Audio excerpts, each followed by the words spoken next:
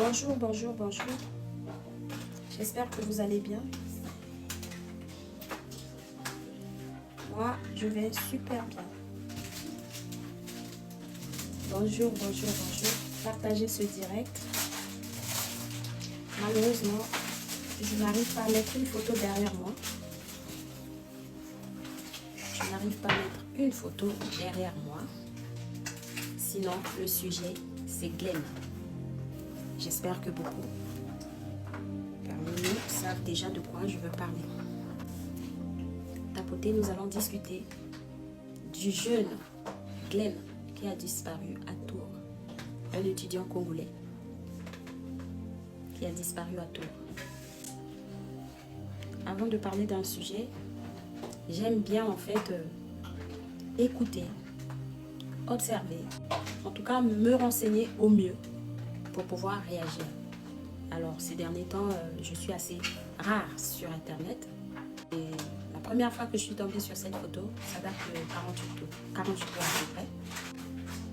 Donc quand j'ai essayé de regarder encore de plus près cette histoire, je m'aperçois que voilà, ça concernait un jeune homme congolais qui est venu donc étudier à Tours, qui est étudiant, qui est arrivé il y a à peu près 6 mois dans sa ville à Tours.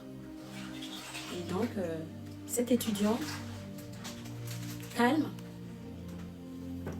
exemplaire, à la fois fait ses études et travaille de côté, comme beaucoup d'étudiants qui viennent de nos pays. Il arrive ici, il a laissé voilà sa famille que nous allons voir ici. Je vais passer le message vraiment poignant que lance sa famille. Je suis tombée aussi sur le message de sa mère qui m'a vraiment fendu le cœur. Maman de Glenn. En fait, quand je suis tombée sur cette photo, j'ai dit bon bah ici sur internet les disparus, on en compte par milliers. Donc ça c'est encore, c'en est encore un.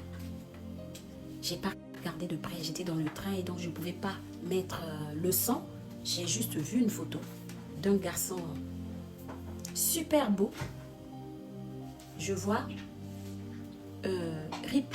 Je me suis dit, ah, encore un disparu. Mais je ne savais pas de quoi il s'agissait. C'est hier seulement, hier soir, que je me suis vraiment intéressée à cette histoire. J'ai dit, il faut que je regarde parce que je vois la photo un peu partout. Mais c'est quoi cette histoire? C'est en regardant de plus près, en écoutant de plus près, que j'apprends que c'est un jeune homme qui est venu à Tours pour étudier et qui allait à son lieu de travail parce qu'il travaillait aussi à côté. Donc, en allant au travail, il prenait sa trottinette assez régulièrement. Et ce soir-là ou ce jour-là, je lui tombe en fait sur cette personne en voiture qui le percute et le laisse là pour moi.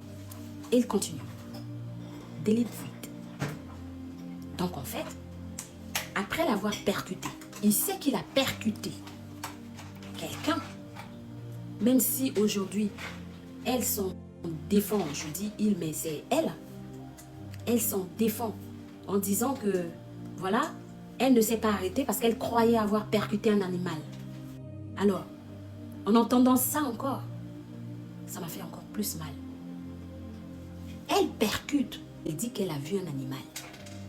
Elle a percuté ce jeune homme qu'on dit grand gaillard. Je vois des photos. Un gaillard sur une trottinette. N'avait-elle pas des feux? Même avec les feux de croisement, tu vois devant toi. Même jusqu'au dernier moment. Si peut-être de loin, elle a cru voir un animal, comme elle le dit, mais de près, n'avait-elle pas vu que c'était un humain? Mais n'avait-elle pas les feux? C'est pour dire quoi? Que ce garçon, en fait, était invisible. Du haut de sa taille que j'ai vu ses soeurs qui pleurent, j'ai vu sa mère. C'était pas un petit. On peut dire, on va le confondre à je ne sais quoi, non, un gaillard sur une trottinette. Alors, quand quand les gens prennent leur... Bonjour Pascal. Quand les gens prennent leur trottinette, ils prennent la voie faite pour circuler avec ce genre d'engin, on va dire. La voie des vélos. Mais et même si ce n'était pas la voie des vélos, nous tous là, nous prenons des voitures. Tu as devant toi quelqu'un sur un vélo, tu ralentis, tu regardes. Tu as devant toi quelqu'un sur une trottinette, tu ralentis. C'est cette personne qui est prioritaire. Alors, à moins qu'elle ait pris je ne sais quoi, elle ait bu je ne sais quoi, et que devant elle, elle n'avait plus un humain, elle avait des hallucinations, qu'elle nous le dise. Et si elle conduisait dans un état de... Ça, c'est encore pire, parce que c'était un danger public. Étant donné qu'on ne conduit pas dans un état de... La preuve, elle vient d'endeuiller une famille. Elle vient d'endeuiller toute une communauté. Ce garçon qui vient d'arriver à peine 6 mois. Ce garçon dont la famille a sacrifié beaucoup de choses pour lui permettre de venir étudier à l'étranger.